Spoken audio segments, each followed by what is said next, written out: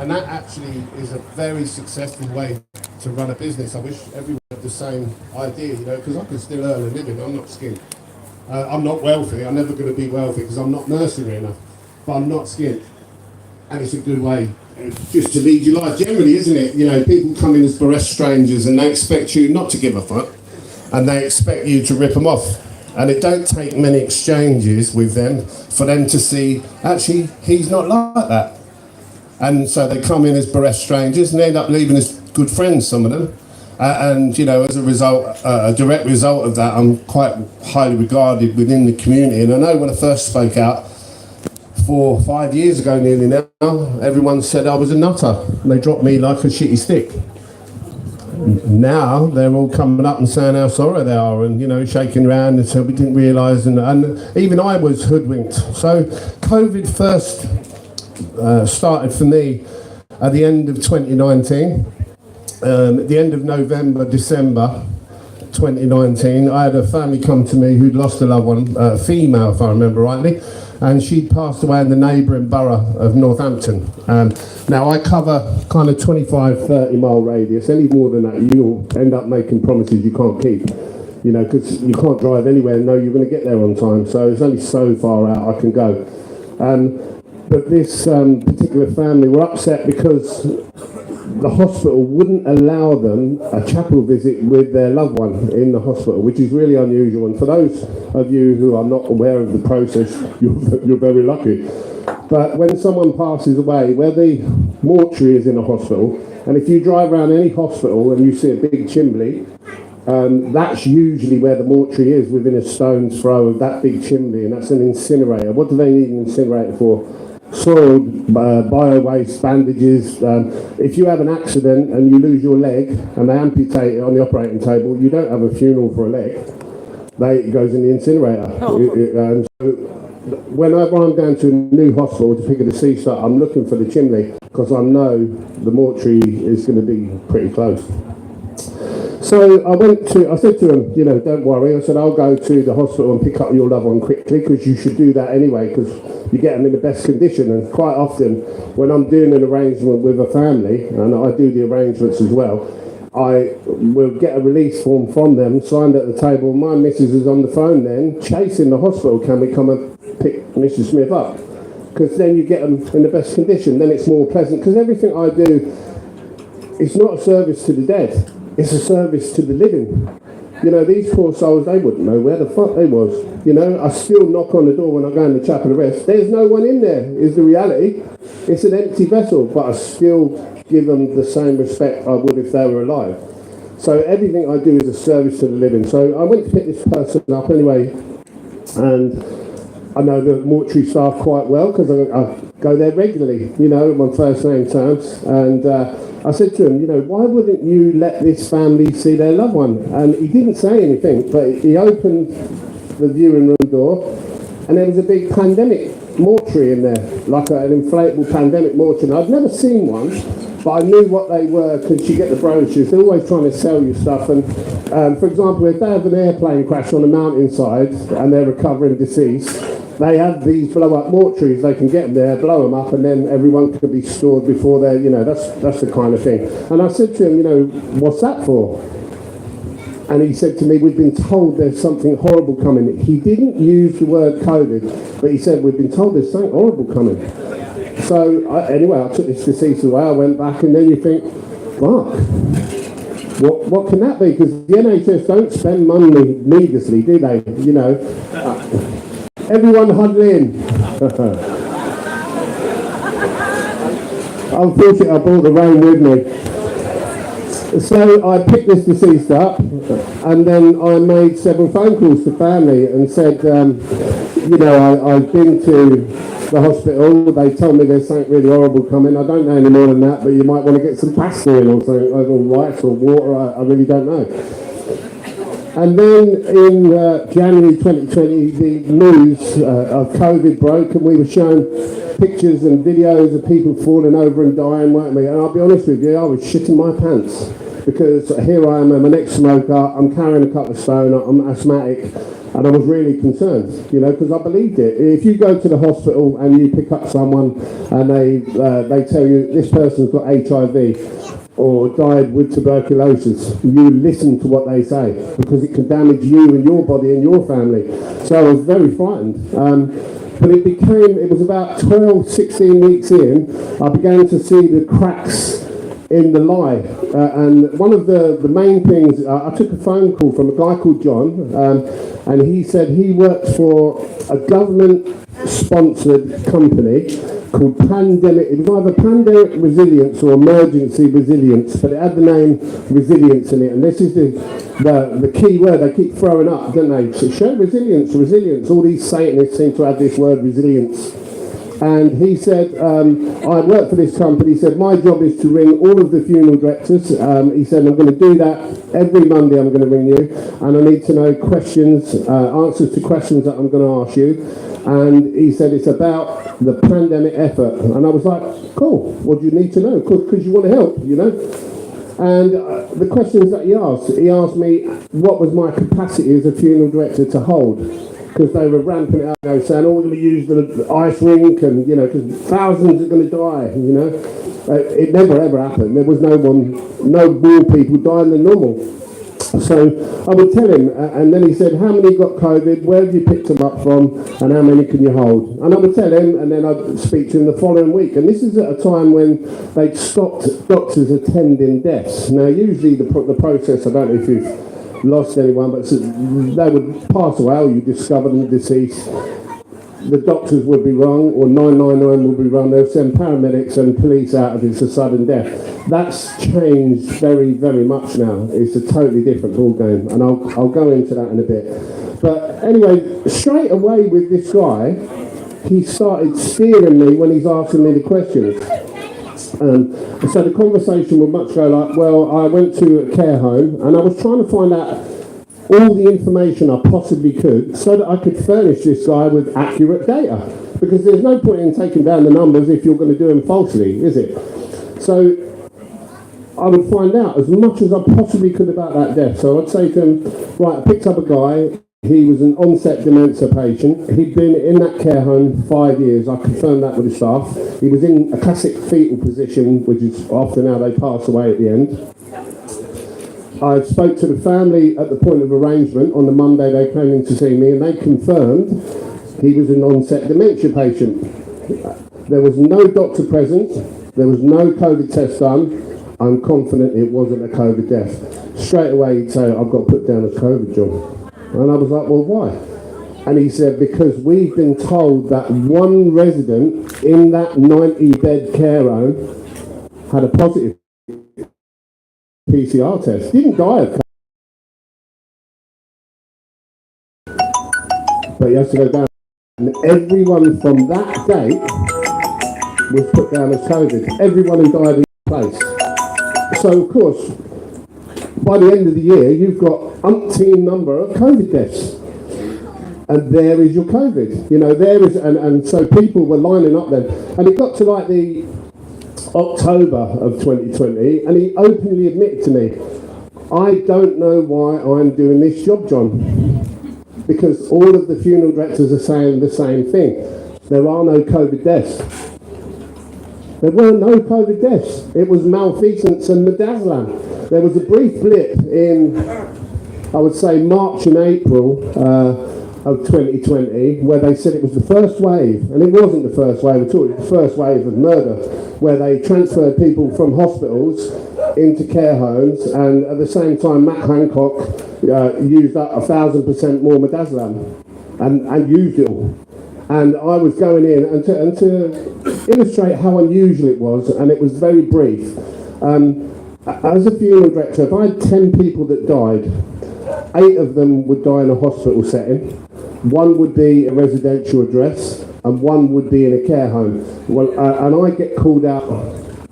I probably do 160 funerals a year. I get called out maybe once, twice a month. Now, in that 3-week period in 2020, when they transferred them all from hospitals to care homes to die, I was called out every night for 3 weeks straight, and it was exclusively to care homes. And I remember thinking at the time, how is that possible? How is that possible? Because if a deadly virus is out in the community and we're seeing the first wave, it would be everywhere. It wouldn't be exclusively in care homes. The people that work there go home, they go shopping, their kids go to school. It would be everywhere. It couldn't be exclusively in care homes. Care homes where none of you was allowed to visit. And they kept these people in isolation, and I believe they poisoned them to death. And indeed, I've spoke to many of the care home staff, obviously, because I attend care homes, and they've openly admitted the district nurse would come with her little bag, and then they would all take bets on who was going to die. And they did die. And that's what happened. That was the first wave. So by October, I kind of knew what was going on. I'd had it confirmed by this guy who was ringing up from Pandemic Resilience. He openly admitted that to me, that he knew there were no COVID deaths. Everyone was saying the same thing. And he knew that they were just cooking the books to get COVID deaths. And then the end of October, he said to me, John, I'm not going to be ringing anymore. They've said there's no need. And I was like, okay, but they were talking about rolling out vaccines. And that was January 2021. So January 2021 come round, and I looked at the books. There was no more funerals than normal, despite the brief surge of the first wave in March and April. There was no more deaths than normal. So where's the pandemic? There was no one collapsing and dying in the street. In fact, when you cast your mind back to 2020, I think people were healthier than they've ever been since, you know. So they rolled the jab out, and it was, and I hasten to add, I washed and dressed them all the way through as well. I was taking people out of body bags, and that was another thing that struck me with this COVID. The body bags were half full of fluid, and I'd never seen that. Now, if you know your biology, you know the vast amount of us is water. That's what we're made of, and the bigger you are, the more water there is, and inevitably when people die they leak. But this was like half of the bag was full, and I'd never seen that before. And I worked for the coroner for 7 years while I was on for the co-op, so I've attended more sudden deaths and seen the inside abouts of more people than any GP ever has. So I know. I might not know the Latin name and phrase for every nerve and fibre, but I know my way around the body, inside and out, you know. And it was just, I think as the year went on, it was just falling apart. The narrative was falling apart. It just wasn't there. There were no numbers. They were faking COVID deaths. I mean, they were paying big money out to the care home for every COVID death they got. Why would you monetize a pandemic? And then we're seeing TikTok dances of nurses all doing really well-rehearsed TikTok dances in between being overrun with COVID. That to me made no sense, and I remember coming home and seeing everyone clapping on doorsteps thinking, what the fuck are you on? You know, and although we're never actually going to be present, hello mate, when you cast your mind back over history, and we're told about the bubonic plague in 1665, where people were locked in their houses and crosses painted, it was a miserable fucking time. Trust me, there was no one dancing in the streets. There was no one dancing in the streets during the pandemic. That's not fucking normal behaviour, especially when you're overrun. And these weren't dances that they weren't well choreographed, if they were even, you know, nurses and doctors at all, you know. So 2021 came, and they said they're rolling out this new wonder drug, these vaccines. And the mistake they made doing that, I believe, is that if they'd have said to everyone, come and get it, any age, come and get it, because all life has value. It doesn't matter if it's a young girl this age or someone of 90 years old. Every life has value. And if they'd have said, come and get it, everyone would have gone up. A lot of them would have died, but I wouldn't have noticed any pattern. And the mistake they made was they rolled it out to the most vulnerable, didn't they? And then they kept moving the goalposts. So they said, yeah, it's only the over 80s. Well, when that injection went in, they started dropping like flies, and the death rate, we were told that was the second wave, and the death rate was probably about 300%, so about 3 times the norm, and it overwhelmed them. They were ringing up the hospitals, oh, please come and pick some up, and you know, and then they rolled it out to the over 70s, and then the over 60s, and then the over 50s if you've got hypertension or blood pressure. Then the over 40s, well, you know, if you're a parent, and as they went down the age groups, that was who was dying. I know, because I was picking them up and I was putting them in coffins. And to give you an idea of how unusual it is for someone under 40 to die, well, it's not now, it's been normalised, hasn't it? But to give you an idea of how unusual it was back then, when I worked for the co-op, I was doing 800 funerals a year. And out of that 800, I could count the amount under 40 on one hand. As a funeral director in 2021, I was doing that some months under 40s. And it weren't COVID, that was killing them. It is what it is. And I began speaking out really about halfway through 2020. I was then invited to a meeting in Birdcage Walk in Westminster, and I'd never been anywhere like that. I was probably the only guy there without any letters after my name, and it was a little bit intimidating.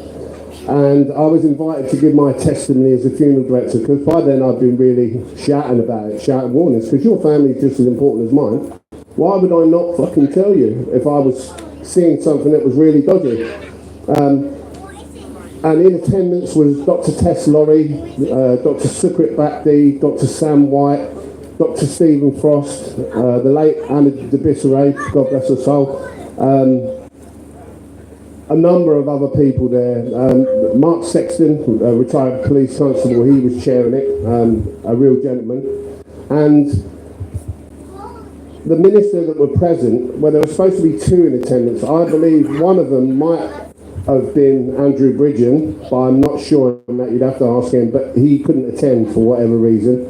And the minister that was in attendance was a guy called Sir Graham Brady. Now, for those of you unfamiliar with who this man is, he was at that time the commissioner of something called the 1922 Committee. So this is a group of very senior Tory MPs that sit in the shadows, and they hire and fire prime ministers. So they hired Boris and they got rid of him. They hired Rishi Sunak and then got rid of him when the time is right.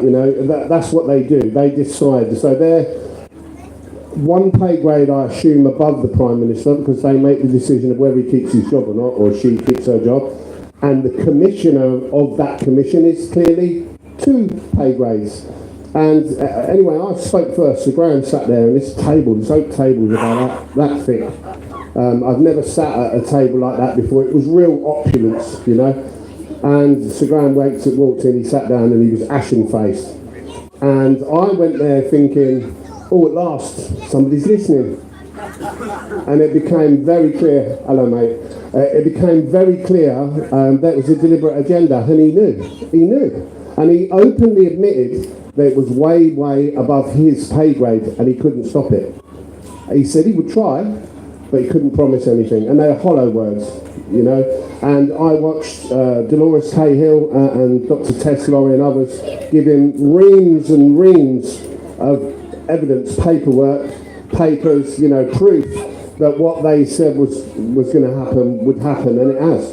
Now, as a funeral director, and it has been a story that's kind of unfolded as we've gone along, hasn't it? Let's face it, we've all become more aware and learnt what's going on as time has passed, and I'm no exception to that. So I said what I said, and I kind of condensed it down into 5 minutes, because the minister's time is precious, apparently. It's more precious than mine.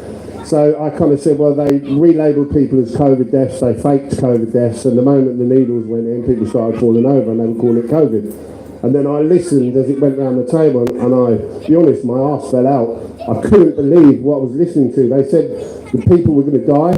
They said how they were going to die, and the mechanics behind it, and the destruction of the immune system, and the blood clots that would happen, and the heart attacks and the cancers, and that's exactly what's happened. Cancers is a really interesting one, because as a funeral director, being an independent, when I worked for the co-op, you'd make a phone call to the co-op, and it would be a call centre, and they'd make you an appointment, and they would send two other guys out to pick the deceased up. Then you'd sit with someone. There's no continuity. It's all different people, even on the day of the funeral. But with me, I take the first phone call. Then I meet with the family. Then I'll go and pick up their loved one. Then it's me conducting on the day. And it's really nice, because you get continuity, and you get to know that family and bond with that family. And if they say to you, oh, Mum always had her tissue in her left hand, do you know where that tissue goes? in the left hand. It's not rocket science, whereas you wouldn't get that at somewhere like the Co-op. Lost my train of thought. So that's the thing, when you've got so much information going through your mind and you want to tell everything and you often can't remember it. Yeah, so cancer story, thank you very much. So cancer stories, pre-COVID jab, they would come in, and as you get to know them, because it's you all the way through, you would say to them at some point, so what happened to mum? And they would tell you, and it's part of caring, is showing an interest in that family. Some are more revealing than others. You kind of pick up on that in a couple of exchanges, what a person is like. If they want to talk to you, great. If they don't, that's fine. And their cancer story would be 2 years, 5 years, sometimes 10 years long. Now, since these jabs, we're getting people come in that have had cancer 3 weeks and died. So from asymptomatic to dead in 3 weeks, 6 weeks, 8 weeks, 12 weeks. And these are not people, the usual demographic is 60 plus, 50 plus maybe for cancers. This is people in their 30s and 40s. And in some cases, 20, 25-year-olds, 28-year-olds. That's just not fucking normal. That isn't normal. And so it became increasingly aware of what was going on. When we left the meeting in Birdcage Walk, we were all horrified. A couple of the girls there openly wept in front of strangers. I didn't really know them, to be honest with you, and I've been very fortunate. Many have stayed in touch with me since. But it was really upsetting to see incredibly intelligent people that upset because they knew the gravity of the situation. Like, I cast my mind back, Dr. Stephen Frost, he was frothing, he was raging. Dr. Sukrit Bhakti, he was raging because he knew what would happen. He was warning this minister that people would die with this technology in them, and he just blanked it out. He says, it's above my pay grade. You know, thank you all for coming. And we all went there thinking, oh, at last someone's listening. And the reality was, he works for the Rothschild, and the Rothschilds want to know what we know.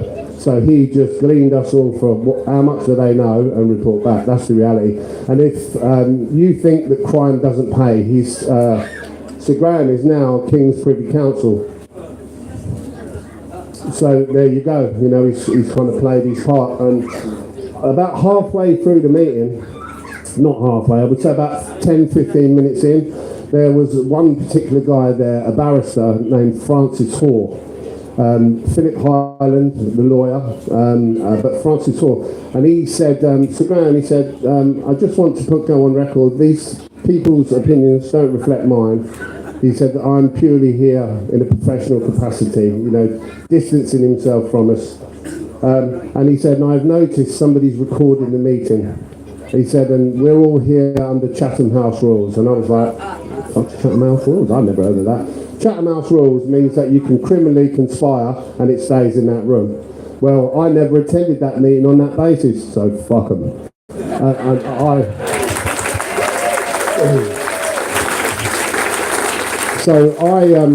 Because I'm a man of my word, and if I make a promise to you, I will keep it. But I didn't attend that meeting. I was never told about Chatham House rules, so I told everyone. And then I took a call from a guy, an elderly guy at work, or certainly an older guy, who said he was British intelligence. And this was September, October. About the end of October of 2021. And I'm very much, you know, you get all sorts of nutters ring up. And, you know, somebody says to me, oh, you're British intelligence. And I'm like, yeah, I'm Batman. You know, but he was very compelling. He was a very well-spoken guy. And it didn't take many exchanges to recognise the validity in what he was saying and who he was. He'd obviously withheld his number. And he wasn't a 007 James Bond, he was a comms officer. So he passed information from department to department. And he didn't tell me exactly who he worked for, he just said, I work in British intelligence.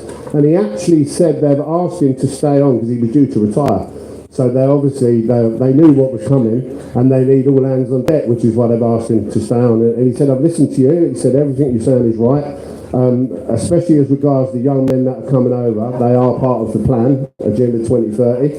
And he said, you are a person of interest, you are going to be targeted. And I shit my pants. Well, you know when you think, fuck, what am I going to do? So I was going in the morning, I put the key in, I opened the door on the elbow. First thing I would do is empty the kettle, run the tap for a minute, and then fill it up. And because I'm a soft target, you know, I'm 25 years past my best. You know, I worked on the door for 7 years, so I could row, but that was 30 years ago. So you kind of think, fuck, what am I going to do? Anyway, 3 weeks after that phone call, I suddenly became very ill and was hospitalised. And I used to be a smoker, so I've had numerous chest infections. You know, if you smoke cigarettes, you know what that's all about. It's a mug's game, but it is what it is, isn't it? And so I knew what a chest infection felt like. And this felt like something, I felt like I'd been burnt or poisoned, and I was very breathless. The paramedic team turned up because my sats went down to 78% oxygen saturation, which is not conducive to life. But I kind of knew what they were doing then, so I didn't really want to call an ambulance until the very last minute. And then one of my doctor friends, because I'm very fortunate in that I've got a good support network, run one for me, and they turned up, and it consisted of 3 people. 2 of them were big lads who were obviously the meat, you know, the muscle to lift people in and out of houses.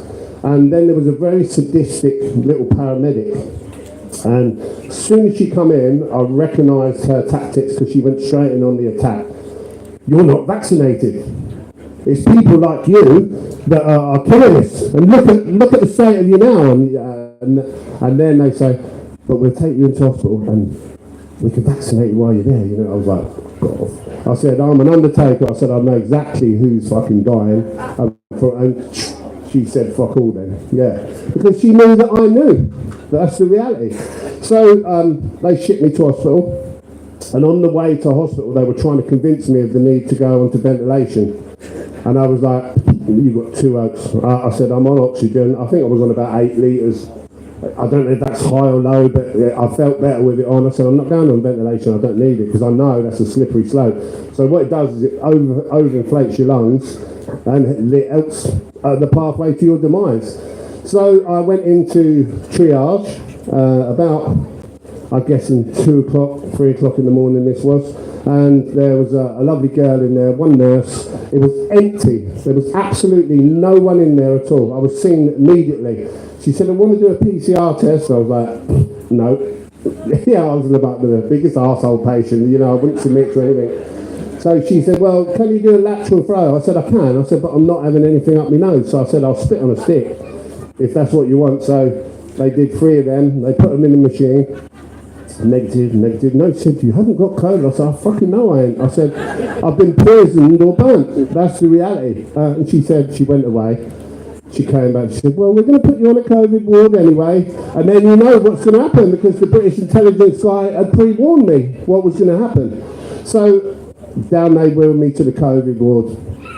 In the morning, consultant swaggered over, you know, this smooth, real good-looking bastard, about 55, lovely tan, you know, all the trappings of criminality. And he sat on the bed, and he led straight in with, I'm here to save your life from COVID. Now, one of the things that did save my life was taking my tablet in with me, because I could talk to people and I could research whilst I was in the office, because I never switch off. You know, I'm on it 24/7. And I kind of said to him, but I ain't got COVID. I said, I've had 3 of your tests. These are the tests that you're putting the elderly on palliative care on the back of. Are you telling me your tests are not accurate? And he lost it straight away. His bottle went. You know, you could see that arrogance melted away like Frosty the fucking Snowman. And he said, well, we want to be sure. And I said, okay then. I said, how are we going to be sure to cure me from COVID I haven't got then? What you? We want to start you on remdesivir. And I actually laughed at him. Yeah. And I said, okay. I said, well, I'll tell you what. You tell me the clinical benefits to me as a respiratory patient, because I didn't doubt I was a respiratory patient, because I was fucking struggling to breathe. You tell me the clinical benefits of remdesivir to me as a respiratory patient while I look up at the side effects. and on my tablet it went, side effects of remdesivir. Drugs.com is a really good one to go to because it's layman's terms, idiot speak, and it suits me down to the ground. Difficulty breathing, wheeziness, tight chest, kidney function, liver function, difficulty breathing. So why would you give him it? Do you know what he done? He just walked off. He wouldn't even engage with me. He had no argument to make because I fucking knew what I was talking about. And it fucked him straight away because he didn't know what to say. He knew what he was doing was wrong, and I'm surprised that he could do it at all because he looked such a decent geezer. And I watched the two guys opposite me choking and spluttering and coughing, and probably neither of them would have come out, or they certainly would have had life changer who took the poisons, So about 4 hours later, I had a young girl sit on the end of the bed. She was shitting herself. She came over like that, and she was looking at the floor. She looked like she'd had a gram of speed or something. She was, just not right. And I think I did 7 years on the door, so I'm good at reading people, and you could see the guilt oozing out of her before she even spoke to me. You just know, don't you? So she sat on the bed. Have a guess what she said. I'm here to save your life from COVID. Just like it's come off of a spreadsheet for how to coerce and intimidate and frighten people into being poisoned, Exact same sentence. So we went through the same exchange. I said, well, have you looked at my notes? She went, no. I said, I haven't got COVID. I've had 3 of your tests. These are the tests that you're deciding whether to put people on palliative care on the back of. Are you telling me you're... And poor shit, bottle went, so, well, we just want to be sure. I said, well, how can we be sure about COVID I haven't got?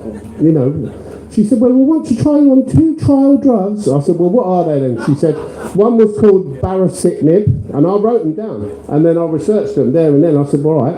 And the other one was called toxilizumab, and they're used to treat chronic arthritis. So I said, right, tell me the clinical benefit to me as a respiratory patient who hasn't got COVID, whilst I look at the common side effects of these drugs. Oh, difficulty breathing, wheeziness, tight chest, kidney function. I said, you must be fucking mad. I said, why would you offer that to a respiratory patient? Oh, well, I'm only doing what I'm told. And scuttled away and said, I'll come back tomorrow. I said, don't fucking bother. And then I knew that I had to get out. Because if I'd have stayed in there, they'd just weakened me and bumped me off. And the food was shit. Saturated in rapeseed oil. Yeah, look into that. Most of the groans tell the story. So what they're doing is they're weakening you. And, I thank God above that they didn't sedate me because I was, whatever it was they gave me, they never quite give me enough because I'm a big, strong boy. Well, I was a lot stronger back then. But it wasn't quite enough because if they'd have sedated me, I wouldn't have been here. And what they were desperate for in reality was the COVID death of a prominent anti-vaxxer. That's what it was all about. And I actually had 2 members of staff in there come over to my bed and thank me for what I'm doing. And one of them said to Mark Sexton, came in and saved me, and said, save us. She said, please save us.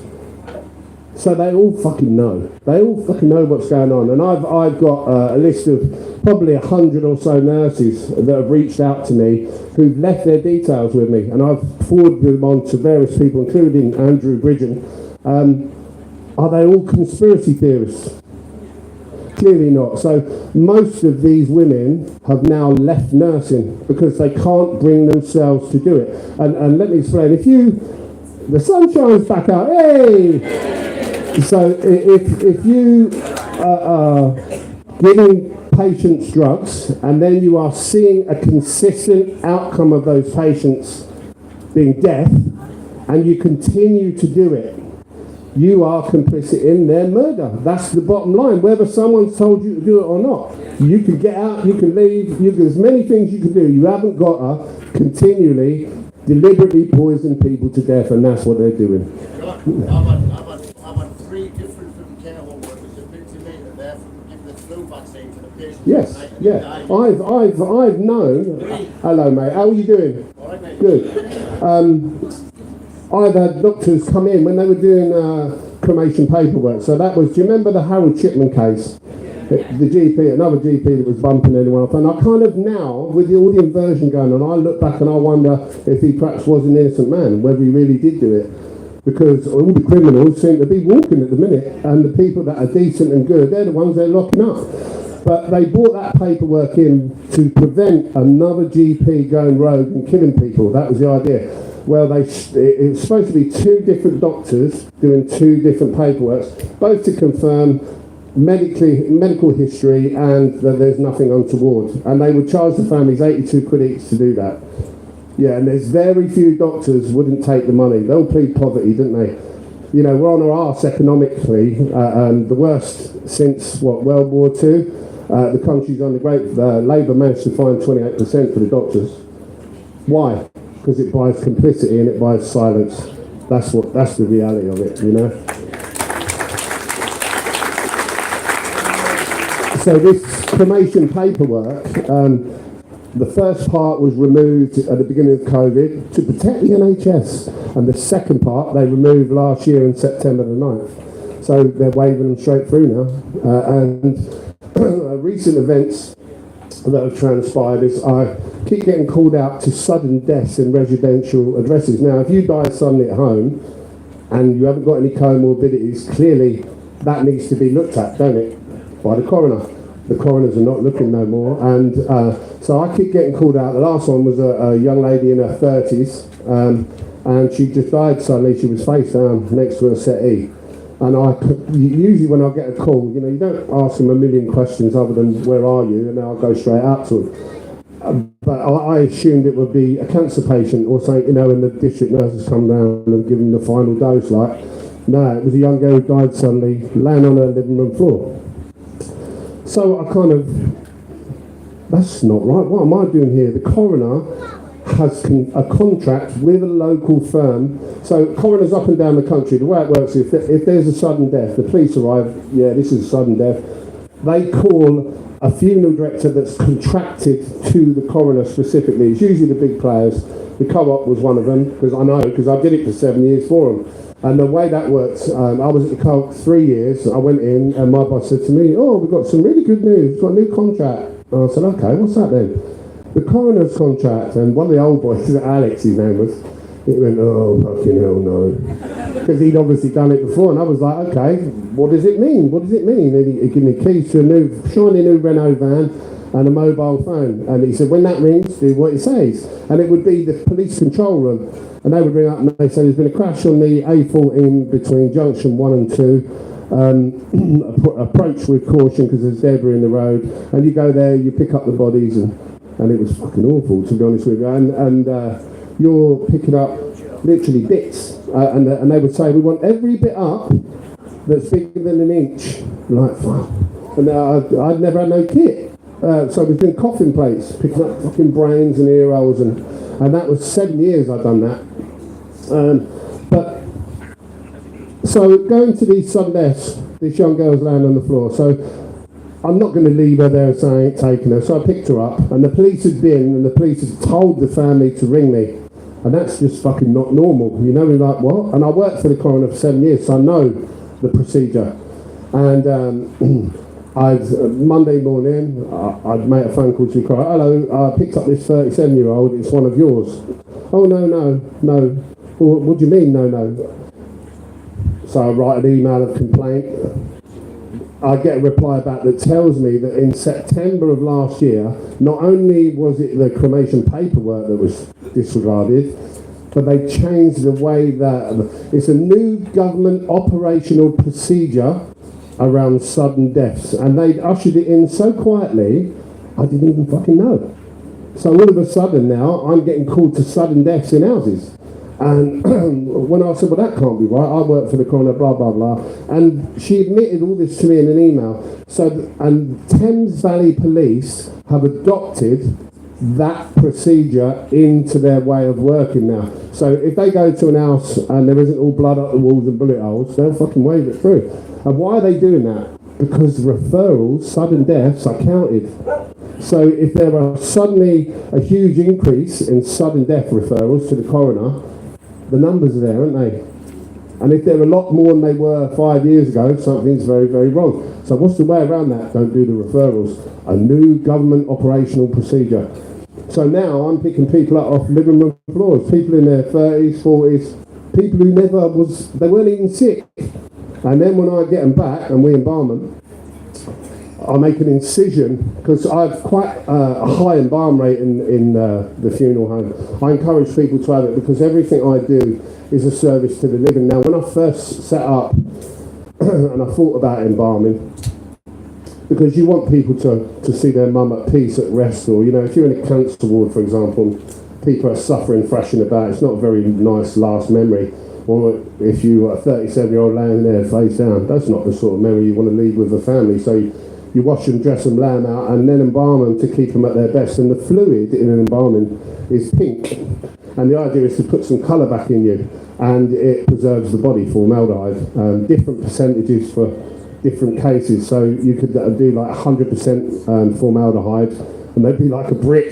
They'd lay there forever. We often put strong solutions in, for example, Africans, because they want repatriating back home. It takes time to do the paperwork and stuff like that, so they can't leave the country unless they're embalmed, so we put a really strong solution in. But the way it works is we make a cut in a major artery, carotid artery in the neck, and the nozzle is L-shaped, so you cut halfway through, you put the nozzle down, then you put a band around it, or a clamp, to clamp it in, and you pump formaldehyde around the body.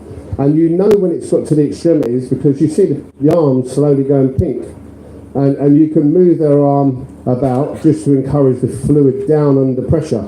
Now, if you imagine when you take that pump out, you get a couple of seconds of back spurt while the pressure equalises and drops. And that's when these white clots are spewing out everywhere, all over the table.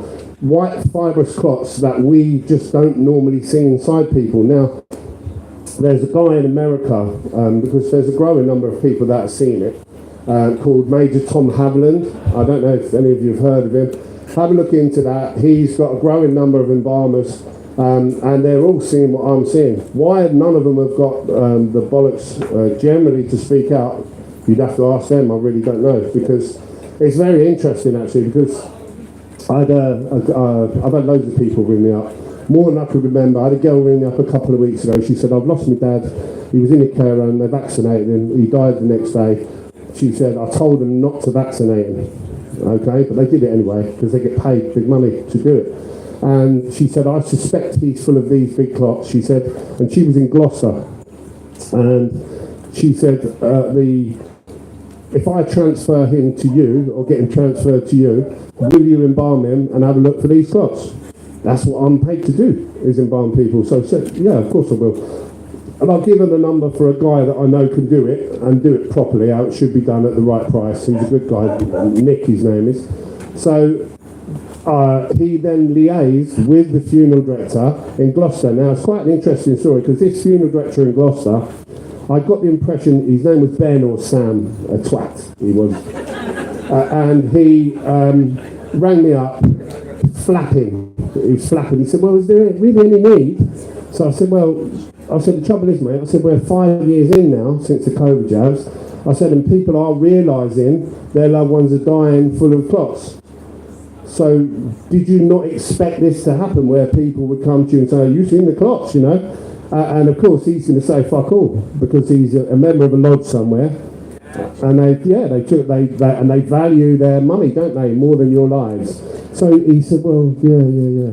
And I said, okay. I said, well, if you know, why have you said fuck all? Why have you said nothing then, if you know? Oh, well, it's difficult, isn't it? No, it's fucking ain't. How is it difficult to warn people you are seeing a fucking new pathology inside people that is killing them? How is it difficult? It's difficult if you're a member of a lodge. That's the reality. That's the reality. And then he went all quiet, and I was on a rant then, because I got him by the bollocks. I said to him, the trouble is now, I said, you've dug yourself a fucking hole you can't get out of. And he didn't say anything. I said, because you are no doubt a respected member of your community. I'm really respected in my community, because I do the right thing by people. I said, and when people find out en masse that what I've been saying for the last 4 or 5 years is fucking true, they're going to look at you and they're going to wonder why you haven't fucking said anything. I said, so you're in up to there now. What are you going to do? And then, tosser. You know, and excuse my language, but it's infuriating when you spend your days now putting murder victims in coffins every month, and the people that are paid to protect us won't even discuss it with you. You know, I've had coroners on the phone. I had a coroner on the phone about this 37-year-old that I picked up, who was full of clots. And the way it works is when they do a post-mortem on someone, they cut them down the middle, they cut the sternum out, and they clamp the chest open, and then they take all of the organs out, obviously, and they're cutting people to do that in the process. So they're compromising that circulatory system. So when I'm doing a non-embalm, a non-post-mortem, I can do it from usually one artery. Well, I used to be able to. I have to do loads of arteries now because they're all blocked up. But and they take the organs out, and then when they're done, they put all the organs in a bag, and the bag goes back in, a bit like a giblets in a turkey, for want of a better, to give you a clearer understanding. So when we get a post-mortem case in, we cut the stitch in, we open the cavity up, we take the bag of viscera out, and then you manually target all of the severed arteries. And you can see them like cut straws, like the femoral artery in the leg, you can see it poking out the top of the leg. And this young lad of 30 was totally blocked up. He was like a Spartan. I mean, you know, the older people who were here, we were all 30 once, weren't we? You're in good nick. You know, there's not an ounce of fat on you when you're 30. He was like a Spartan, but he just dropped down dead. And when we opened him up, and this was in halfway through 2021, he was literally full of this stuff, full. I pulled about half a pound out. And then I emailed the coroner, I said, what is this? I said, I know you've looked at him and done a post-mortem. What is it? Because I've never seen it before, and I worked for the coroner in Northampton for 7 years. I've never seen it. I've got a BIE registered embalmer who's done 25 years. He's never seen it. What is it? And they wouldn't reply to the email. But then the phone rang about 4 days later. Oh, it's only whoever, Heather or whatever from the office, just about your email. And I was like, okay. She said, yeah, it's perfectly normal. It grows post-mortem in some people. You know, like, fuck off. I said, so you're telling me that when you die, rubber grows throughout your arteries and fills them up? You're fucking mad, you know. And I've had blazing rows with her, and she won't even talk to me on the phone anymore now. Yeah, because I'll tell them straight, you are complicit in hiding this. And how long do you keep a secret for that would be acceptable in a common law court? Because that's where we're going to go in the future. Fucking maritime courts, it's all bollocks.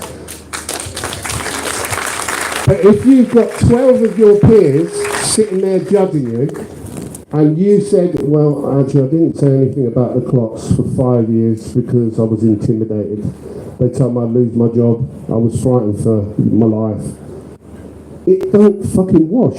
Here I am 5 years later. Yeah, they tried to bump me off. Do you know what just made me more determined to tell more people? Because the price of saying nothing is far more severe than actually putting up a bit of resistance and a bit of fight and saying, fuck you. Because they may feel that there's too many of us on the planet. It may be that they've done our pension money.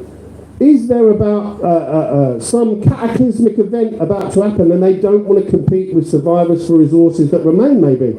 You know, that's a train of thought that I've had and it's been discussed. Perhaps a pole shift coming. Well, that would be calamitous. If that were the case, they wouldn't want to compete with me and you for whatever was left. We're expendable. So is that why they're doing it? Because for me, I don't doubt what's going on. I know what's going on. I've sat at meetings. I've spoken to doctors. So doctors come in, and I look at it as an opportunity. You know, I'm all over it. So I said, doctor, and we exchanged pleasantries. And this was back when they were doing doctors' paperwork. They don't come in anymore, and I bet they're fucking relieved. So I would say to them, so, doctor, are you seeing more deaths in the vaccinated people? And they go, every one of them had the same look. Don't matter how old they are, whether they're men, they're women, it would be that initial horror that you know. And then shame. Every one of them. And I'd get a range of responses from, well, what a terrible world. As though it's nothing to fucking do with them. What you've been putting in people, you've been watching the outcomes and you've said fuck all. And the ones that have been struck off and deregistered. So you know it's to be true. It's the same as I stand here. What's happening in my funeral home is not unique to me. I spoke to one girl in London who runs 7 funeral homes, who rang me up very early on and said, yes, we see it here as well. And I said, okay, what about speaking out? They're not bothered. They're more bothered about money than they are your lives. And the reality is this. If you look at a school photo, right now, I was class of 84 when I left. Look at a school photo, what do you see? 26 happy, healthy, lean, well-balanced kids.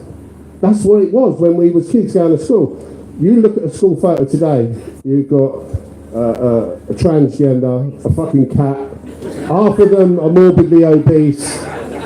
And they are though, half of them are morbidly obese. And there's no community there. So when I was a kid, I knew everyone who lived in my street, and I knew them by their door number. Oh, Jimmy lives at number 8, Tom lives at number 2.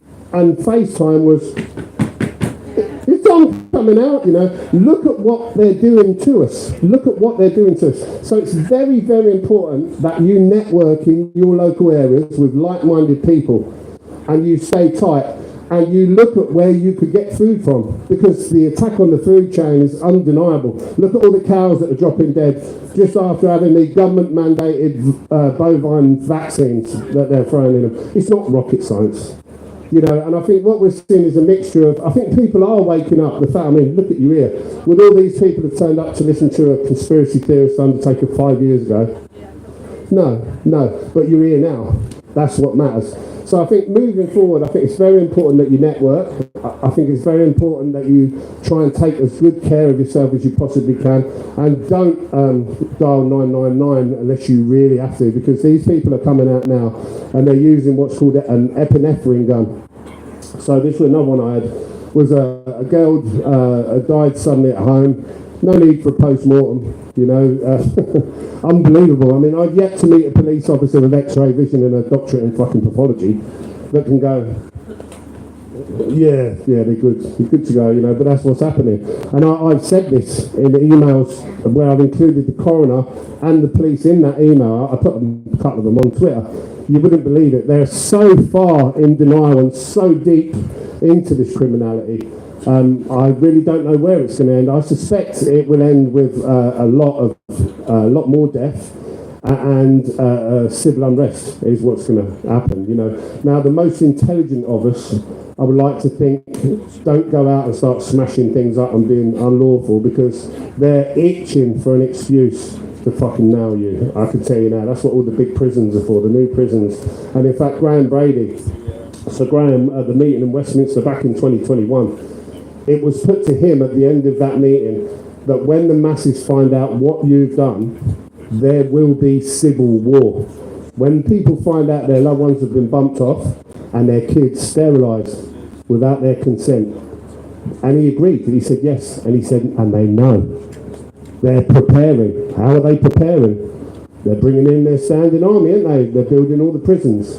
So I think, looking long term, I think we will prevail. I think it's all revolutions are a numbers game. And that don't mean a revolution where we smash and burn everything. That means just where we turn our backs on them, Yes? I found out in 21, every single private home of an MP in this country was fitted with bulletproof windows. Yeah. And additional security. I wonder why. They know. And I think that's why when you see Keir Starmer and they're interviewing him on something that's a bit touchy and he's shitting his pants, you know why. Because he knows what is coming for him. And while he's in office, he's protected. Once he's out of office, he's not going to get fucking re-elected. He's a useful idiot. He'll have served his purpose. And then he's free for anyone to have a pop at him. Now, I know that lawfully you can only protect yourself with reasonable force comparable to the threat you face when they're trying to kill us. So I think that's the road it's going to go down. I think we will prevail. It will come at a lot of bloodshed, and it will. At some point we're going to have our Tiananmen Square moment. Whether I would like to see everyone jump on the M1 and just, because I'm sure if 12 dozen 12 or a dozen Just Stop Oil protesters can bring the M25 to a standstill, I'm pretty sure the masses could walk down the M1, bring it to a standstill, and walk all the way to Westminster on a mass, peaceful, lawful exodus. That's, I believe, is going to be the way forward. Something like that they can't hide and they can't not report on. And let's face it, we're all now walking around with an HD phone in our pocket on the network. Let's continue to use the internet, their weapon against them, because that's what we need. I think when enough people realise what's happened and realise it isn't conspiracy and take their head out of the sand and actually face up, one of the hardest things is facing up to what's happened. And realising just how horrific it is. I remember, my granddad was conscripted in World War II. He was in the East Surrey Regiment, and he was part of the Expeditionary Force in Burma, and they got shafted. And on the way out there, he was on the Queen Mary, and it was a luxury liner that was kind of converted for troop carrying. And him and his mate thought they'd be clever, and they're going to have a swim. And he slipped under the tarpaulin because they covered all the pools up, and then dropped 12 feet onto his face because they'd emptied the water. That's just a little side of I digressing there. Yes? John, I think we've got the WHO pandemic treaty's been signed, it's by this treaty. Yeah, of course. We've got the Pegasus exercise. Yeah. Do you think they're ready to push pandemic 2 sometime next year? I think they could well do it, yeah. And I think the 5G is intrinsic part of that. It's all conspiracy until you see it, but I think even driving here, I saw loads of Blues and Twos ambulances. You see them constantly now to the point where it's been normalised. So there are people dropping dead left and right. Is that as a result of some sort of direct energy weapon used over the network, or is it a result of the vaccine? I can only surmise, you can only guess, can't you? But I think the WHO pandemic treaty is about forcing us to take vaccines, yes. Will we take them? No, I fucking won't. They'll have to fucking drag me off to a prison. But it'd be fucking good company in there, wouldn't it, eh? Yeah? So fuck them. Now, I was gonna do a little Q&A. For any of you who've got any questions, now's the time to ask. Ask me. Yeah. The young girl. Just go back to the organs. Yes.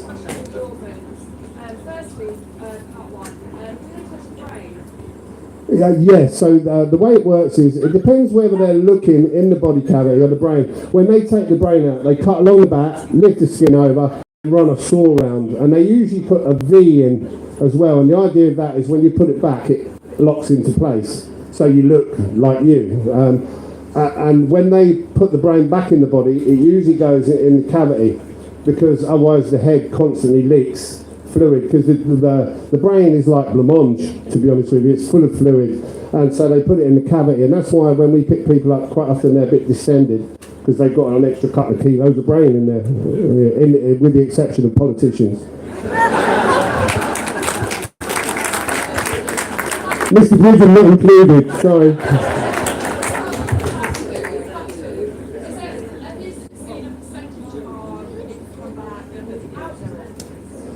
So that's a very interesting one. Now, I've never really focused very heavily, but I'll tell you a little story about the HPV vaccine, right? So the HPV vaccine, there's a girl that I know that was lead. She's worked in level 3 and 4 biolabs, and she was working in developing the HPV vaccine. Now, I spoke to her in Westminster, and I said to her, how have you ended up on our side of the table, because you'd think when you're at that level, and she was advising the government in her 20s, Dolores Cale is who it is. So I said, how did you fall out of government? Because you think you'd be set for life, wouldn't you? When you get to that level and you're advising government in your 20s. Most 20-year-olds are muppets. Yeah, I was a muppet when I was 20. It is. So, and she said it was about the HPV. So how did that work? So the HPV vaccine was touted as to prevent cervical cancer in young girls, and a very admirable thing it is, because it's a terrible, terrible disease. Now, the way that works is she noticed that during development, that whilst it would offer 1% of protection, That's all it takes. That's the threshold to give it the label if it's an anti-cancer drug. If you can make it 1%, you can give it that label. But it would damage it would compromise the integrity of a woman's cervix so that they would miscarry. And the way that would work is as you enter the second and third trimester and the weight bears down on the cervix, that cervix would rupture and you'd miscarry. And she went to her bosses, whoever that was, she didn't name them, and explained that, and they went, shh.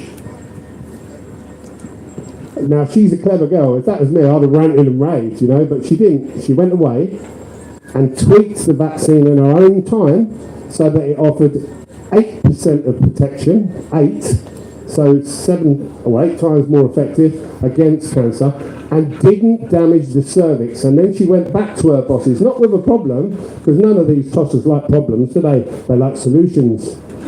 And they fucked her off straight away. So that is what the HPV vaccine is for. And that leads into, is to keep the numbers down and to supply organs for the market. Young baby organs. So when I went to, when I was working at the Co-op, I was assigned that I've always been a worker. You know, if I say I'm going to do something, I'll do it. And I think you'd have guessed that already. Now, I used to do what was called the baby run. So I would go to John Ratcliffe Hospital in Oxford and I would pick up between 1 and 4 babies a month.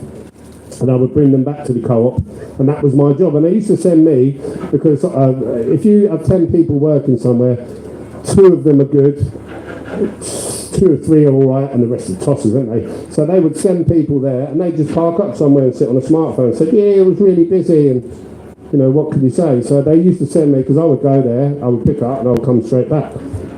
And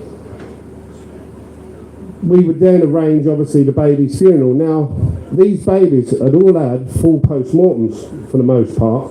And I remember thinking, you know, if you look at a baby that's 5 months gestation, 20 weeks old, they are perfectly formed humans, perfect. They've got ears, nose, and mouth, lips. You know, I've even seen one with teeth in it, believe it or not. Yeah, 2 big teeth, and about 6 months gestation. Hair, nails, it's a perfect human that life's been ended. Why did it die? It's quite obvious why, because the lungs weren't mature enough to breathe. So why have they given them a full post-mortem? Because they harvest the organs from the children and they auction them. They globally auction them because Big Pharma needs kidneys, little kidneys and little hearts and little livers to develop drugs to fucking destroy yours. How do they know? These drugs will hurt you because they have organs. There is a farm, and I'm told it's an auction process, and that's what happens. Now, when you take a baby back to base and you've got grieving parents there, they're not opening up to see if the bits are missing or not. They're heartbroken, you know. So that's what the HPV is, to keep the numbers down a bit. It's part of their concerted effort for Agenda 2030 and to supply Big Pharma with a never-ending trickle of organs that they all pay big money for. That's what the HPV is vaccine for. I don't care if you believe it or not. Do you know what? I'm never having one. And now they tat it out to boys, don't they? I've yet to see a fucking boy with a cervix. But there you go. Yes. There's a UK Association of HPV vaccine injured daughters. Yeah. They had a page on Facebook, and all you see is gravestones and wheelchairs. Yeah. Yes, darling. It's only care. I would expect you to do it for me. The question is, that person who wouldn't speak out and you said, oh, it's because I'm in the lodge. Did he actually say because I'm in the lodge? Right, very, very interesting. No, he didn't, but I was and I'm going to elaborate now so you understand a bit more fully, because it's a good question. So I was a funeral director or a funeral worker and funeral director at the Co-op for 10 years. During that period of time, I was never once approached by any Freemason to join a lodge. The moment I opened my own funeral home, within 2 weeks, tapping on my door, asking me to go lodge. Do I want to join a lodge exclusively of funeral directors? So they target people within the industry. And he came in. And if you picture the scene, I borrowed, I tell you, 35 grand it cost me to set up. 25 grand was a personal loan my missus had, and 10 grand we borrowed off the brother-in-law, because he's quite wealthy. So I'm a man sitting there with a funeral home and no fucking funerals. Nothing. Every time the phone rang, it's someone trying to sell you something, because you've got no customer base, you're a new business. So he said to me, come and join the lodge. He said, you'll network, you'll meet people, it'll be good for business. Why would you not go? So I went down there and I attended 4 or 5 times in one tail end of a summer before deciding it wasn't for me, and there was a couple of reasons why. So first of all, they tried to rush me through, you know, and by that I was only there second time and they want me to do the first degree. Now the first degree, I had a bag on my head, they'd open my shirt and they put a knife to my heart while I was on one leg. And while you're talking bollocks, making pledges, and you know, now to me, that isn't fucking normal. That's not normal. And I found that Freemasonry, while there are some good people in there, it comes across to me as a grooming process. So the most intelligent and influential people will climb the ladder to where they want them to be on a need-to-know basis, and the rest of them, the ones that collect money, run the bar and do good for the local community, their first, second, third degree. Now, I remember, you know, like when you go through something, and it's quite a traumatic thing to have strange blokes, one either side, a hood on your head, and someone's holding a dagger. And they told me they were going to do that before, but it's still, when you process it, you know, when you think that's actually, and I'm not an ultra religious guy, but that's darkness, and I'm not really into that kind of shit, you know. And if that's the first degree, and there are 33, what happens at degree 20? Are you raping someone? Is it a sacrifice? Is it, yeah, I dread to fucking think. It can only get progressively more sinister, can't it? Where you end up compromising yourself. And I found that it was full of people, full of them fucking selves. So I can talk to you like a shit because I've been through the chair. One of them. That's not the company that I would want to keep. So I made my excuses and I left.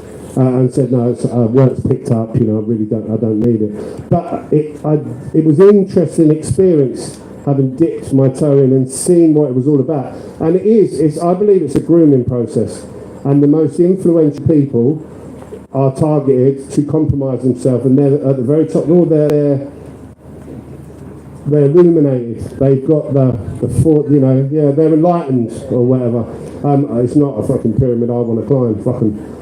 Yeah, and I've made it, everything I've done in my business, I've done off my own back. I don't need people pulling strings for me. Yes, Ellen. Did you ever find out what made you sick? No. I can only surmise, you know. I think it was either, I mean, gone are the days where people that they want to bump off are silenced Luger and a man climbing in through your window. It's done with weapons now, and it's done for toxins. And what they needed, it'd be very easy to knock me off my motorbike, but they then couldn't call that a COVID death, could they? And that's what they wanted, was a very prominent anti-vaxxer to die. Yeah, of course, I didn't come on it just in case, yeah. You know, that they wanted a prominent anti-vaxxer to die from COVID. That's the reality. And they never done it. And that's thanks to Mark Sexton. God bless him. He got me out with a doctor who I'm not going to name because this is the fucking country we live in now. They'll persecute him. But he agreed to advocate for me, and that was interesting. It was a 3-hour battle getting out, and they restrained me physically from leaving. And yeah. And we got to that. It was the Mexican stand-up. I said, well, if you touch me, I said, I'm going to fucking nail you. I still had about me, and I was sucking on the old oxygen, ready for action. And it's surprising how resourceful and determined you can be when your life is on the line. And I knew they were trying to bump me off, you know, and they knew. And it was funny seeing the mixture of characters in there. Some of them were blissfully unaware. I remember there was an Irish girl. She was lovely, bless her, and very attractive girl. And she was about 30, and she didn't know the agenda. And you could see the conflict within her. You know, she was like, not, yeah, you know, often, and it must be the case because not everyone is bad. Not everyone is bad. We've got good people doing bad things. Why are they doing that? Some are doing it for money, some are doing it because they're in lodges or secret societies of perversion or whatever. Some probably are Satanists. And others have been to places like Epstein Island where they've compromised themselves. And it'd be very easy to take Boris Johnson, for example. He was a man who's fathered 8 children, I think, by several different women. He's got the morals of an alley cat. He oversaw the poisoning of his own people. Don't tell me that he never knew, because Graham Brady was told. So he was very, very aware. So you can imagine taking a man like that on a jolly, you know, and that's what they do. Epstein Island was a luxury resort. It's a fucking holiday you and your missus would love. Who wouldn't love going somewhere like that? So they get invited there, they ply him with drink and he's already a fucking rat, isn't he? So it wouldn't be hard to compromise and throw him in there with a couple of youngers of 14, 15, document it, you're gone. And that's what they've done. We've got a mixture of bought and paid for and compromise and they're in up to there, you know. And then, you know, if he doesn't do what he's told, when he's told to do it, they'll reveal all, won't they, and ruin him, you know. And I can't imagine he would have a nice stay in prison. You know, so not if I'm in there anyway. Yeah, with nothing to lose. Yeah, so that's yeah. Yes, young man. Well, I first want to say well done for everything. Oh, bless you.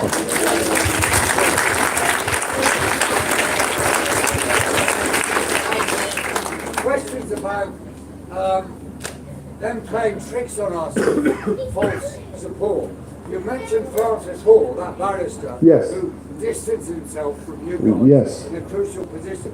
That is also the same barrister who shafted Dr. Adil. Yes. And he's also a member of the controlled opposition. Of course he is. Together, Yes.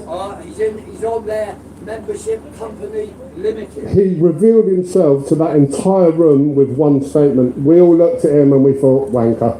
I know, I say it as it is. Well, I say it here because a lot of people don't understand Yeah. some of the deep tricks they're doing. Yeah, of course. And I want to ask a question about that. Do you think they could be like arranging various confrontations, getting ready for them to defeat us and then grind us in the ground? Like probably what happened at Peterloo in 1819. Yeah. That massacre was prearranged. Yes. It seems. Yeah. So, you know, we've got a lot of stuff going on. We have to fight. Do you know Graham Be Brady? ready for tricks. Yeah, Graham Brady did actually say these people won't give up power easily. Yeah. They won't, even when we're all awake. They'll be quite happy. And it was very clear to me, sitting next to Sir Graham, he placed more value on the shoes he was wearing than any of us in that room. He oozed that aura, you know, he was not even comfortable being it. He was terrified as well. They're weak as piss. He was terrified because he knew that we knew, you know. So they're a different breed. They're a different breed, and I do wonder what possesses people to do that to their own people. Is it just being compromised? Because if you said to me, "Here's 5 million, I want you to poison everyone," I wouldn't even fucking entertain it. I would tell you to piss off. So what possesses so much? You know, what frightens someone so much that they would kill their own people and betray their own people? I really don't know. You would have to ask them. Perhaps we'll hopefully hear why in Nuremberg one day is the hope. Yes. Yeah. But again, I think the whole law and court and judicial system, it all needs to be washed away, and common law courts is the way forward, because it's just so corrupted and filthy, isn't it?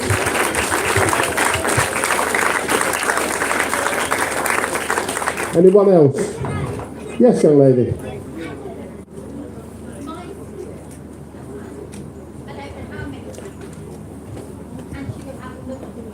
Yes.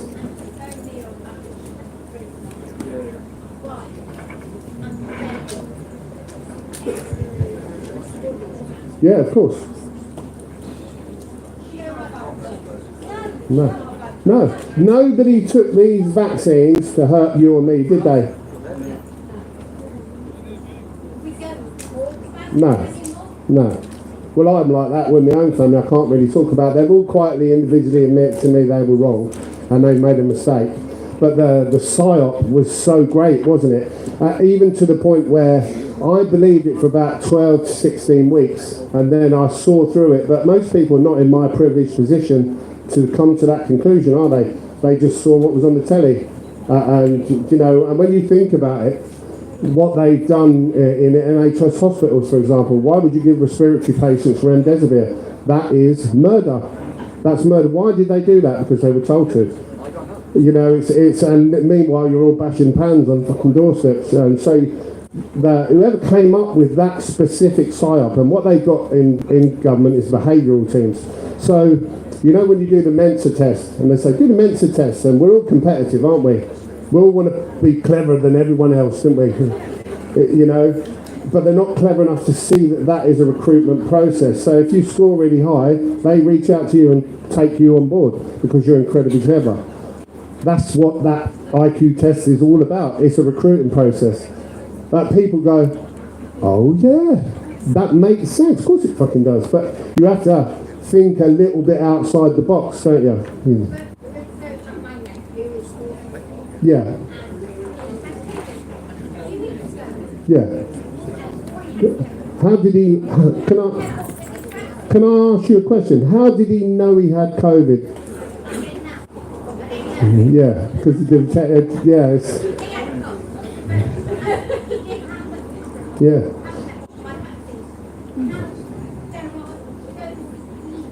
Yeah. Yeah.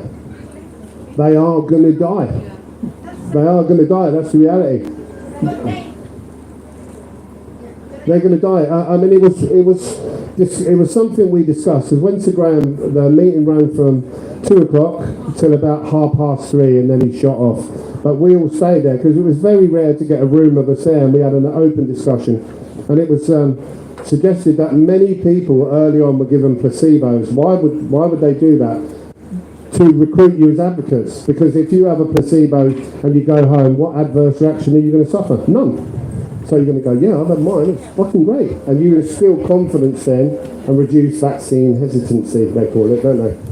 You know, and it's even a bit of a demeaning label, isn't it? But it's all one big fucking psyop.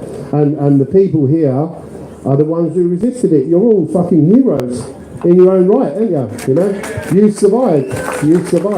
And the trick is now, and I know when I kind of look out the window and think, fuck, how are we going to get out of this? I think just with numbers, by waking everyone up and getting those who can to accept it and realise what's happened. And unfortunately, there will be a lot of people die. There'll be a lot of people die in the civil unrest that follows. And then I suspect what we'll see is the pulling down of the system, of all these criminals to make world for the new world order, and we'll build that better. And that was the fucking outcome they wanted anyway, is the reality. I think, you know, unless they're going to issue us all the guns and we can go and nail them all in Westminster, I really don't know. But I suspect that's what will happen. A lot of civil unrest, a lot of death and misery, the acknowledgement that these people are criminals, and they'll be swept aside because they are useful fucking idiots, is the reality. You know, they must know their days are numbered. And then they'll usher in a new world order. One world government, because we'll never let these criminals do it again. And that's exactly what they had planned all along, you know. It's going to be an interesting time to be alive, isn't it? Yes. I just want to say, you say about the tricky.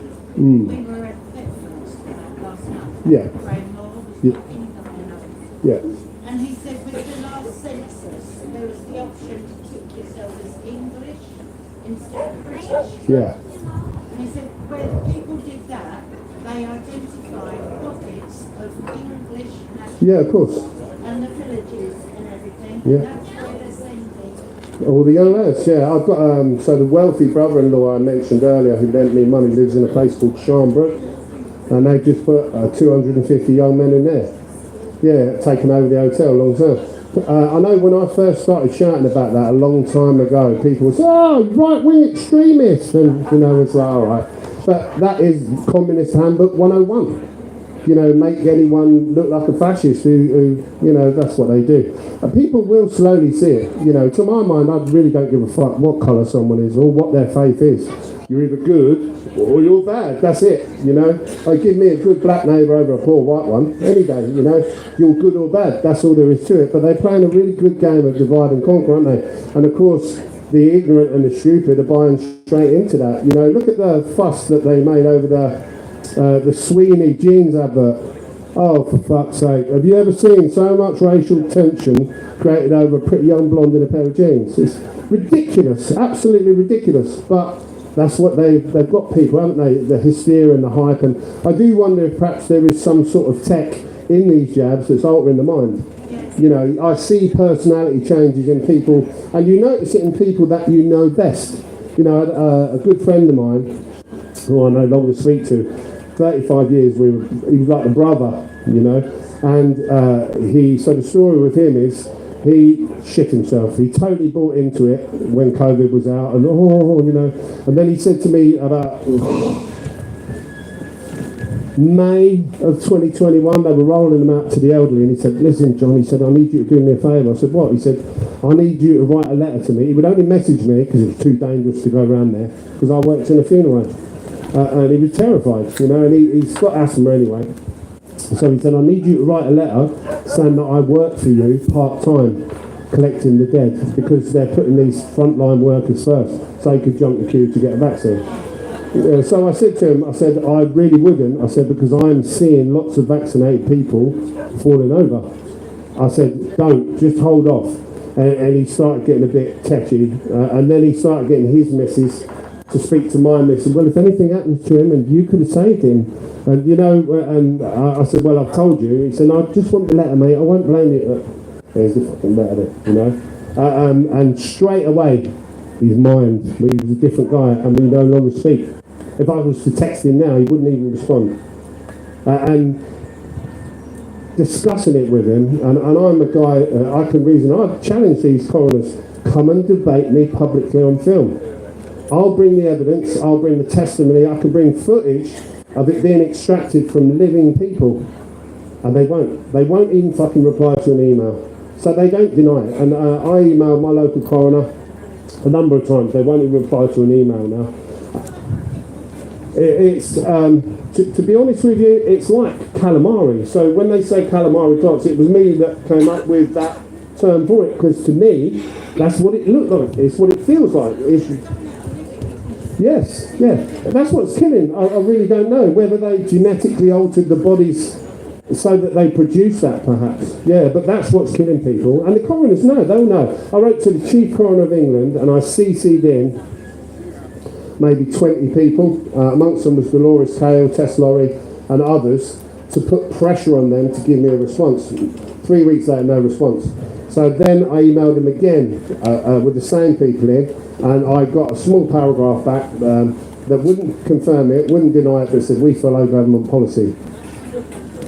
Yeah, that's it. So they all know it's the worst kept secret. All of these funeral directors that you look at and you respect, they all know. They won't respond down the phone because you might record it. They won't respond via an email because there's a paper trail. But if you pull them, a little one-to-one, they'll tell you. But what's the point? We all know. So, you know, all I would say to you is steer clear of any big pharma that you can, unless it's life or death, you know. And my heart goes out to people like diabetics. 8 of my mates have died in the last 3 years. All of them took the jab, yeah, with the exception of one who was a diabetic, and they've got a new insulin for him.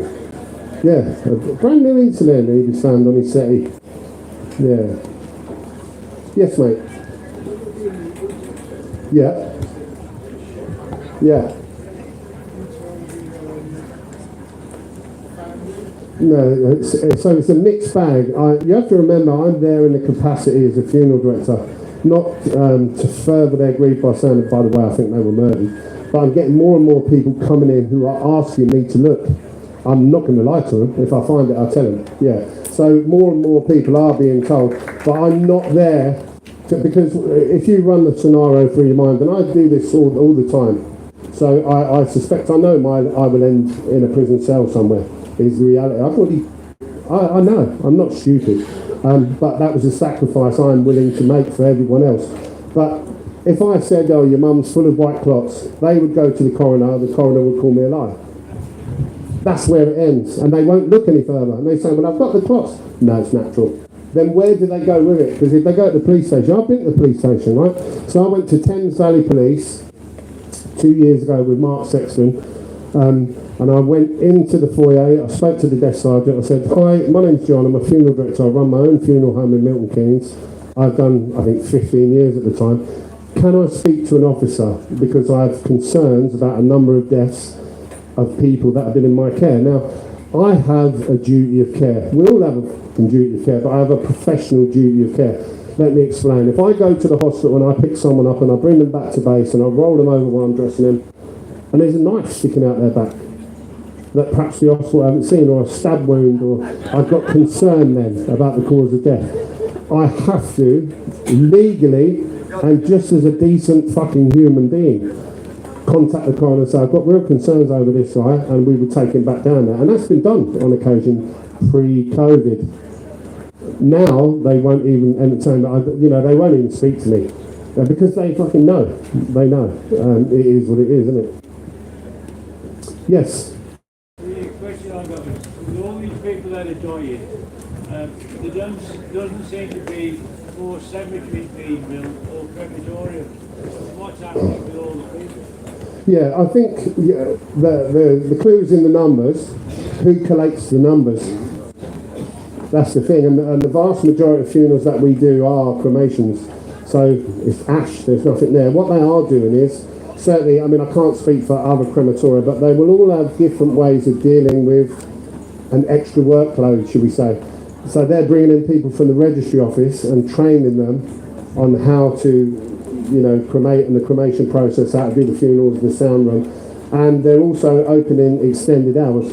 So they're doing it, and they could run a crematorium 24/7. There'd be people lining up for that work because the economy's falling over, and that's what I think they'll do. If they suddenly started building loads of crematoria, people's ears would prick up. But you tend to find it's a good source of revenue, clearly, and places like Milton Keynes, it's council run. They won't give you planning permission for it, even if you had $5 million to get started, because they've got them knocking on it then, they can charge whatever they like. And it's one of the dearest in the country.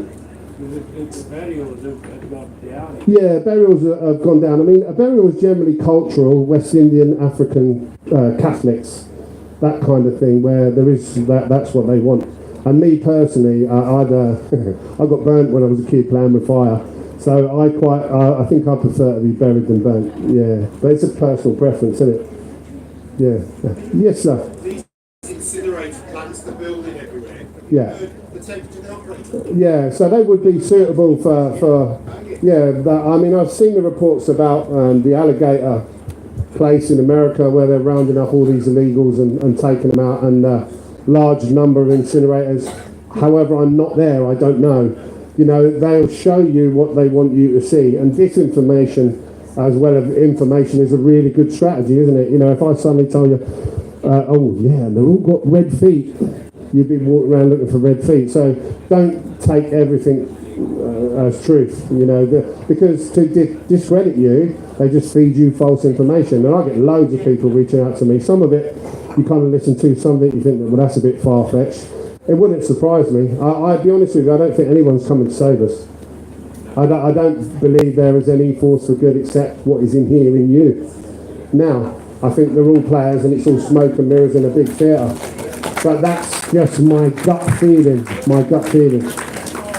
it's very interesting. And you've got some real credible, I did an interview the other night with Maria Z and a guy called Major Tom Haviland on the White Clots. And, people have followed, for example, people like Joe Rogan. And, he's covered some really important things. He won't touch these white clots. He's been told, don't say anything about it. Well, to me, if somebody said, don't, it's bought and paid for. Why would you not want to, it's a biblical fucking crime. But I know certainly police officers that I've spoken to, and there've been a number, they've openly admitted, they've been briefed, it's a matter of national security. Why is that? Because they know we'd fucking take over. The people would be up in arms if they knew the truth, wouldn't they? And they'd lose control, and that's a matter of national security. The UK Colin would de-sanction, wouldn't they? Yeah, of course, yeah. And there'll be people joining these organisations with the best intentions, but ultimately they are not going to air anyone over public broadcast system who's going against that agenda. And of course, when you've got young people dying in numbers that they don't usually, it doesn't take long to normalise it. there was a time when they bring someone in their 20s, I can't remember it, you know, I can't even think of any, but now it's a regular thing, you know, they say I've lost my brother, and I look at them and they're in their 30s or 20s and they say, oh, he's 41, 37, 35, it's normal now because they've all been poisoned. Oh yeah, it's climate change, yeah. It's and misogyny. Got one last question. Yes. Oh, I'm sorry, mate. You got about the diabetics. Do you know the name of that new incident? No, I don't, to be honest with you. One of the things, this time last year you couldn't make it because you were stacked out with bodies, but I actually spoke to our local undertaker. I originally spoke to him back in 21 with Simon, and he recorded it, just recorded on video, and he told me, said it was a load of bollocks, but last year he's basically saying, Bill, I'm scared, I'm vaccinated myself, it's everyone who's double vaccinated, they're all dying and they're all full of calamari. Yeah, yeah. Of course, they'll all privately say it. They won't say it. No, but they won't say it publicly because, and if you consider the position now, in 2020, in 2021, I had families coming to me who were told they'd lost loved ones from COVID. That's fucking terrible. So for me as a professional, somebody say I don't believe in COVID, it's disrespectful to my clients. And I understand why many of them don't want to speak out. But the trouble is they dug themselves an hole and they're in up to there now. How can they suddenly say, oh yeah, we are seeing it, only now though, when I've been saying it for fucking years, you know. I don't ever say about these white clots to disrespect anyone. It's because I have the utmost respect for them. And their life is just as important as mine. Why would you not fucking speak out?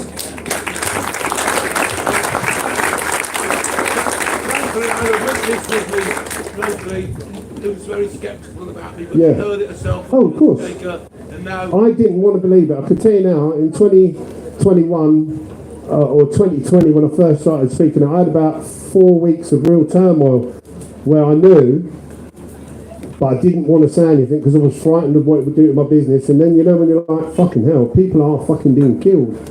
I have to speak out, and I did, and I've never looked back. Fucking. Yeah, and I meet my maker with a clean conscience. We're all going to die at some point, innit? But sadly, I think some people are too frightened to live. They're so frightened of death, they're too frightened to live. You know, and you know, bad things can only happen when good people do nothing. Yeah. 100%. Yeah, I'm not prepared. I'm a person of light and goodness. Am I perfect? No, I'm fucking not. I've been a writer, but when I was young, you know, I've done things that I've regretted, and isn't that the human experience, is making mistakes and learning from it? But there's no way I'm going to be complicit in murdering women, children, babies in my fucking country, man. No fucking. Thank you, everyone, anyway.